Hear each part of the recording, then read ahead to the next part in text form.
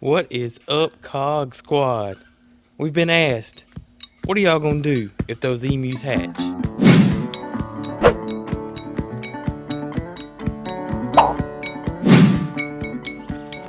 What's going on, boss lady? We're talking about the plans about the emus if they hatch. You know what you came up with. It's a pretty good idea. I mean, that's why you're the farm boss. That's why you're in control of everything here. So, Antique Rose still looking pretty. It's starting to fade a little bit. It is fixing to be done, doing what it does, but gorgeous. Love, love, love.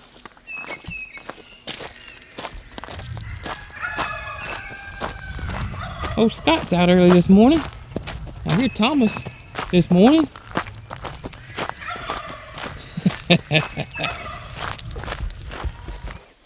Good morning, Mr. Cloverleaf. And Big Mort. What's up, Mort? Scotty? The crew? What's up, crew? We're fixing to get y'all. Look out, Muscovy. That's flycatcher. We gotta let the, that was flycatcher. That's butter. And that one's butter. Butter and flycatcher. Good morning, Mr. Tom. We got everybody out this morning. We need to check on these, make sure they're okay. Look, they're all on the loose. Alright, let's let y'all out. Come on. We're still having issues with that automatic door, by the way. Whoa! Come on out. Is that everybody? Set our little prop up for now.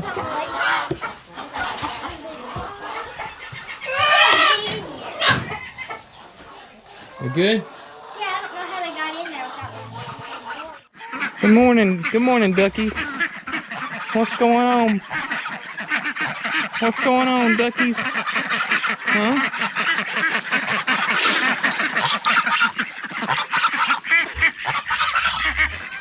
Y'all see the little babies over there? That's the mama. She's a called up mix, and that's her new little babies. Alright, so let's check on these babies.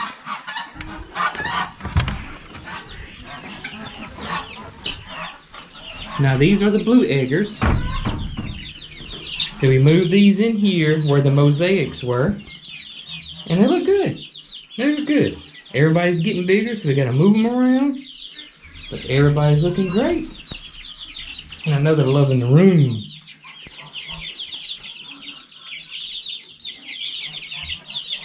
Loving the room. Let me show y'all I love this little chicken here. Oh, she ran away. She should come back. Or he. There it is, right there, that one.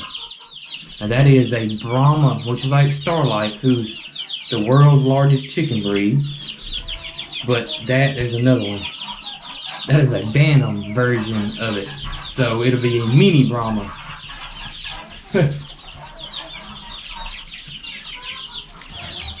Alright, there's a hodgepodge in here. I always say the blue egg layers, but the cream leg bars are in here, and the bluebells, which lay blue eggs. But there's also some Morans in here, and then a couple of Bantams. Oh, Mary Carl hatched. We got a couple of chickens in here that, or several chickens in here that we hatched ourselves. So it's a hodgepodge in here, but everybody looks good.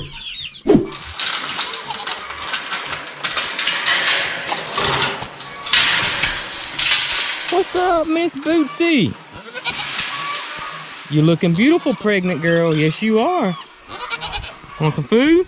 Come on.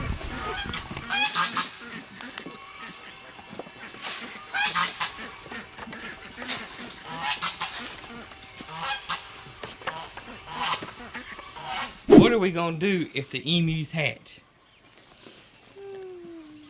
A little emu dance? Well, that was supposed to be, I don't know. I don't know. Oh, I don't know. No, we kind of do know. Mary Cross says they're going to live in the house for a while. And we have 8 eggs in the incubator. And if 8 emus run through my house, Oh my gracious. I might go live in that Yellowstone camper for just a little while. and let y'all have it. Gidget would love it. Yeah, she would. Mary Carl would probably have them trained to both catch frisbees and Gidget to jump off the emu's back. Gosh. No, really, I'm kind of like not counting my chickens before they hatch. Right. Not But counting my you emus don't before count they your hatch. emus before they hatch. That's right. Don't count your emus before they hatch because, I mean, we got to be prepared, yeah. But then again, I don't want to rush out and buy diapers and Right. them not hatch and be a big disappointment. Which One is very promising. one is, I look at them every day. I sit there and I stare at them and I look like a moron, but Eat like a turkey. I look like a turkey. Okay.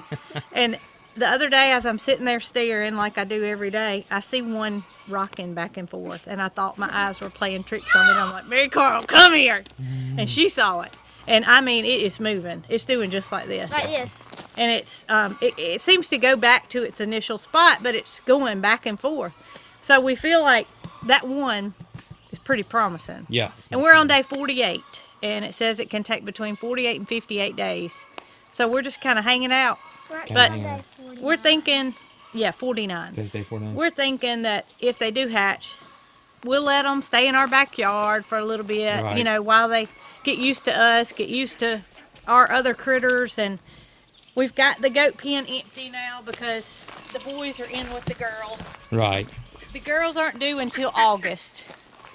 And so Earliest is August. the earliest is August. Right. I mean, it could be September, Could but be we got to be September. planning for August. Right. And so we could put them in there if we run out of space, you know, in our backyard, Right. in our house. But we do eventually want to build something yeah. because they'll need a higher fence than this. We got over here, right beside the goat pen, where Mary Carl has got her chicks temporary, right in here. Yeah, we've got all this space that's next to the goat pens. And this Yeah. is a big area. You would think that they would have to have hundreds of acres. Right. Or tens of acres. Right. You know, but that's not the case. That's not the case. We read all about it. We got a couple of books on emus, Yeah, so I've we've got been studying the on it. Emu Farmer's Handbook, and it's kind of been my guide as to how many square feet they need per bird, and you know, we're gonna try to do our best with them and raise them up from babies and make them be tame and be our pets, and hopefully have names for them. They can be comical like Tip and Peaches and Thomas and Tony, and so y'all don't think we're going into this blind. We're not just hatching things to be hatching them. We've got a plan. And Bill and Ted and I don't know if she's Mary got a Carl name. calls her Advay. Advay. Okay. I don't know why, but I've never seen. Usually male ducks are not friendly towards each other. They're really not, for the most part. These guys are BFFs.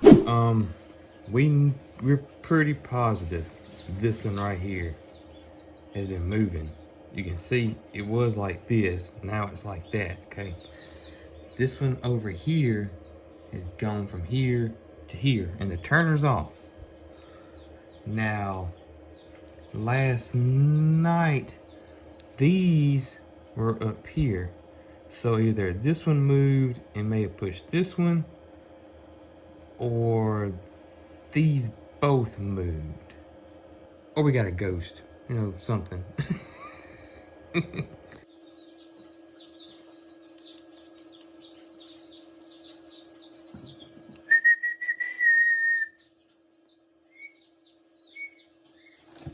if it moves in my hand, I'll have to throw it.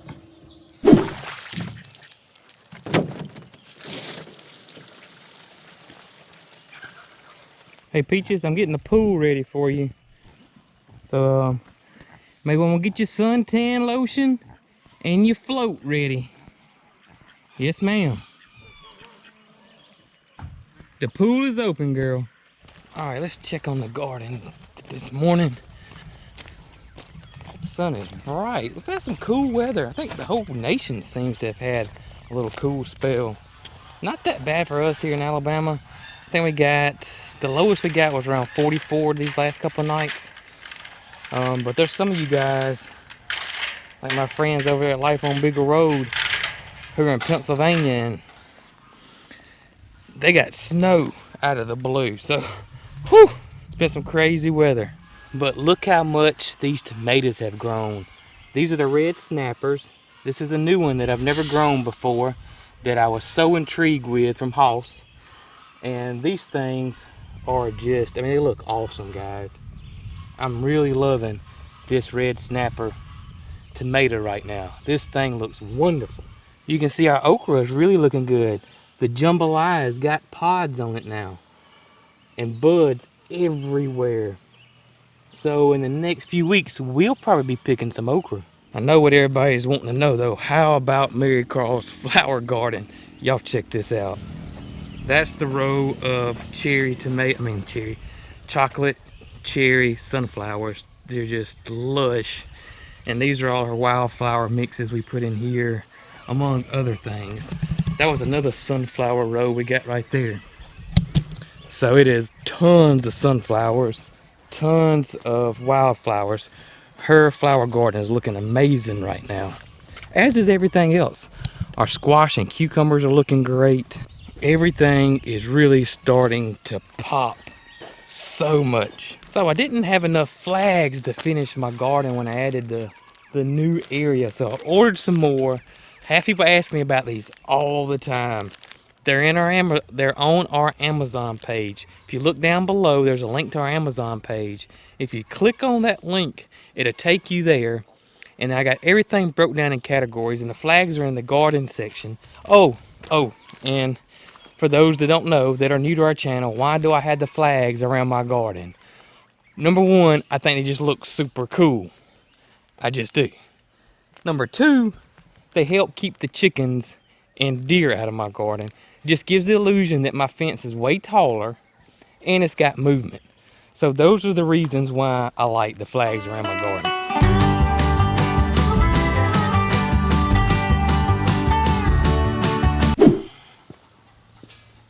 What does that look like? You think it's gonna hit? Come out. There's a big old spider. Oh my gosh. Oh my gosh, look at that spider. That's a monster.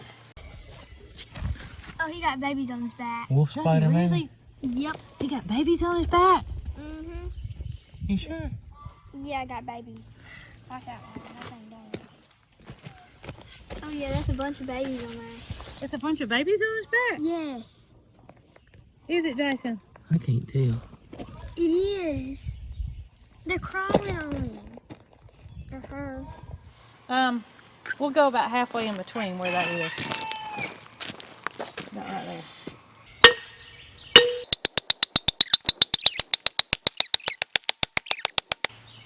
It shouldn't wobble this time. You dug it with a shovel last time, I remember it. Did I? Mm-hmm. Can I help you? Spider dangerous. Yes. Look, there it goes. All right, let's decorate it. Let's put the bottles on.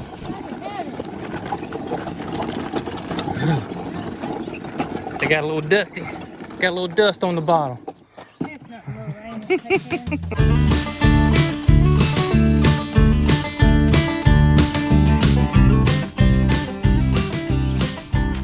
All right, I'm liking it. I'm liking it. And we're gonna come back, we're gonna put some landscape fabric down or weed mat down. And we're trying to figure out what we're gonna plant in front of it. We got some rosemary. All right, we got one more tree. Y'all wanna put it on the corner here? That's just the drain right there though. I hate to put it right there. What? Right there, where the drain is. The other tree. So we gotta change the plan. We are going to put it in front of the barn where that other big one was. It was just too big in front of the barn anyways. This one looks pretty good right here. Well, we always were trying to go around it. Yeah, we were constantly hitting it. All right, all the bottle trees are up. We had some bottles break on us, so we're missing some bottles. But we'll collect some, throw them on there. As for the colored bottles, you know, honestly, we bought these trees from an estate sale. Got a great deal on them. They came with the bottles already, so I'm not for sure where you would pick up blue bottles from. The green ones, wine bottles, come in green and yellow. It's quite common. So those I can see, but the blue ones, honestly not for sure. If you guys know where you can get blue bottles from, I get asked that from time to time. Leave that in the comments below. Maybe people that are looking for blue bottles can see where you guys got them from, and that could help them out. Little cloverleaf, you like it, don't you, brother? Water bottle trees, I get asked that a lot. We have them just for looks. But back in the old days, the folklore behind bottle trees is that it kept the evil and bad spirits away. That's the history behind them. But we have them just because they look cool.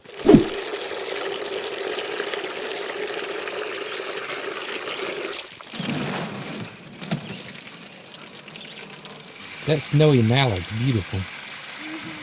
Right there. Beautiful. Is that gonna be a boy? I don't really know. Can't tell right now? No. God, they're beautiful. Those ones that hatched are pretty too. Mm-hmm. The ones that look like Beal. They're little beals. Mm-hmm. Beal baby, Beal baby, Beal baby. And Ted baby. As if you can't see it. Yeah, and that's the Ted baby. How are you doing today? You know what? It's a beautiful day. It is a beautiful day. A beautiful day to go lay out in the sun and get your suntan. Hey guys, check out this video right over here. I think you'll like it.